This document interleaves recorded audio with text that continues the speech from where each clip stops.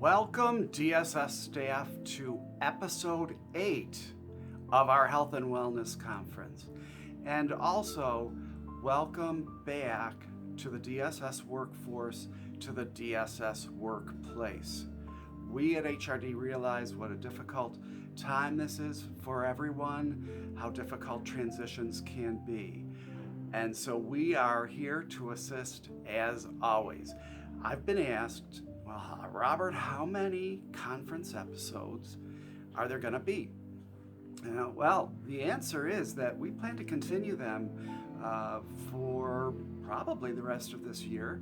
The fact is, the viewership has increased with every episode. In fact, people are watching the back episodes, and so even viewership on the earlier episodes continues to increase. So what might change, however, is the content, and that of course will change. We're always looking for relevant content that fits within the health and wellness frame of the conference to give to you guys, for all of us, to help us look after ourselves and do quality work.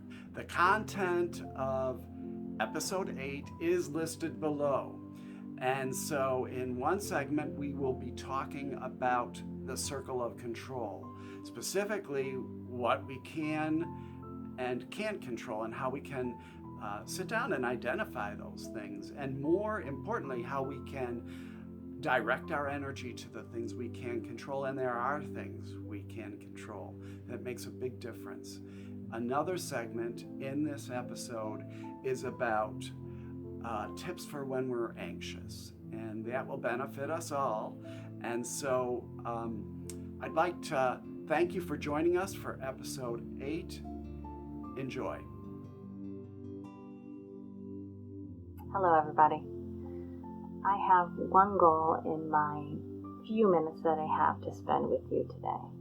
My goal is to help you realize your path back to power and control, and how should you spend your energy? What should you spend your energy on? Going through a traumatic event makes a person feel powerless and out of control. We need to be able to create opportunities to feel empowered and to get back that sense of control. Have you ever spent energy on something that you had zero control over? 80% of human beings do just that. Let's try to discover our own circle of control and concern. I want to begin by taking a look at this list, since many of us feel something but have no idea how to label it. Once you can label a feeling, sometimes it is easier to place it in where it belongs in the circle of control, influence, or concern. I'm going to explain what these 3 circles are. We have 3 circles in our lives. The control circle is the I circle. What can I control? This circle is limited to what I am aware of about myself, the actions I can take, and what do I choose to do with my language, emotion, and my body. The influence circle that we're going to create is the we circle. What can we influence within our network of relationships? The field of concern are all the things that we are aware of in life that impact us. For example, I'm concerned about the weather, but I can do nothing to control or influence it. Now, as you can see from this slide here, we're going to fill in our circles. What I want you to do is use some sticky notes or scrap paper. I usually just rip up the backside of paper that I was going to put in the garbage, and what I want us to do is write at least 5 complaints. 5 complaints that we have about right now, and we write them down on other sheets of paper or on the same sheet. You can do 3 different circles, it's up to you, or you can do 1 circle with 2 other circles inside of it. There's the circle of concern, within that circle of influence, within that circle of control. The complaints will be written on the scrap piece of paper because they are movable. So, like I said, 5 complaints. Now, these are some of mine, just a few. I have a complaint about the increase price of everyday items, driving in traffic, not enough time in the day to exercise, and the gyms are closed. So those are some of mine. You write down yours. With these complaints, which complaints do you have the final say in? So what complaints do you have control over the end result? What complaints can you influence? What complaints can you influence over its outcome? And then lastly, what complaint do you have zero ability to influence? So you put these 5 complaints in the area. So as far as circle of control, those are the things that you can control its outcome. Influence, what you can influence as far as the outcome. Concern is you really don't have any. These are areas that you have concern about. You have zero control over them. So the things that are in the circle of concern that you do not have control over, you're going to ask yourself, am I ready to let go of this? Am I resolved to stop thinking about it, complaining about it, and letting it bother me?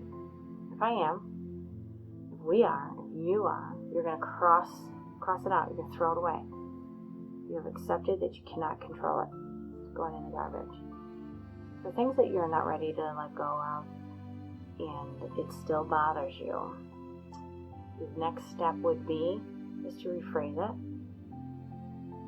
Make it into separate, smaller complaints to allow yourself to let go of pieces of the complaint. So this is, in and of itself, a short synopsis of circle of concern, control, and influence. And remember, when we bluntly change ourselves to figure out what we can change and what we can't, what to lose and what to keep, we often surprise ourselves with the bold simplicity of our answers and can thus take significant real steps towards becoming the person we really want to be. Have a great day, everybody.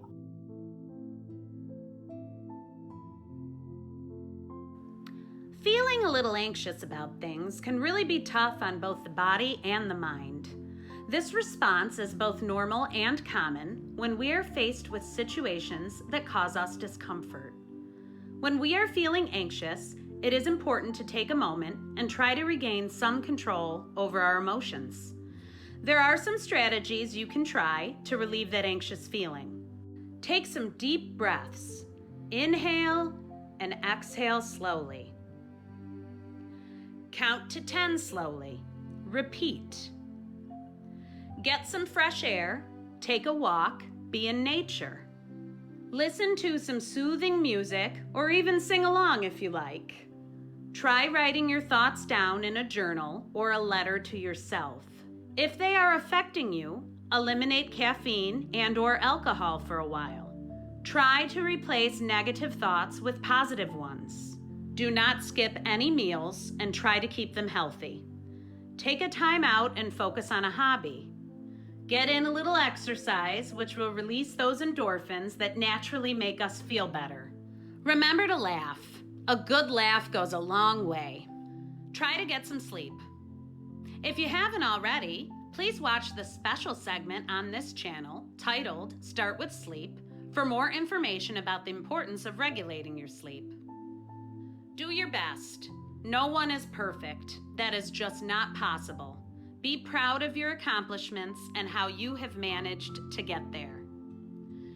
Accept that some things are truly beyond your control. Talk to someone. Tell friends and family you're feeling anxious and let them know what you need. Talk to a physician or therapist if you feel that your anxious feeling is not subsiding and if you think that would be beneficial for you.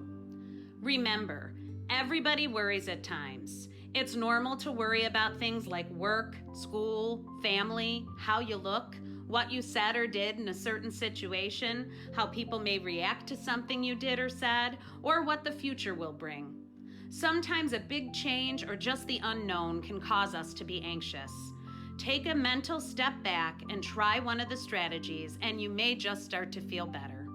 I hope you found this information useful and helpful, and until next time, be well.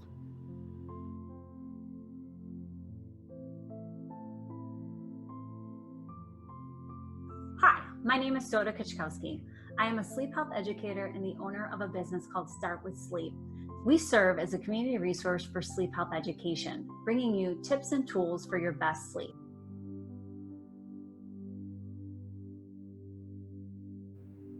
Okay, thanks so much for joining us for episode 8 of our DSS conference. I want to thank the HRD team for putting together this wonderful episode, especially Andrea and Stacey for their segments.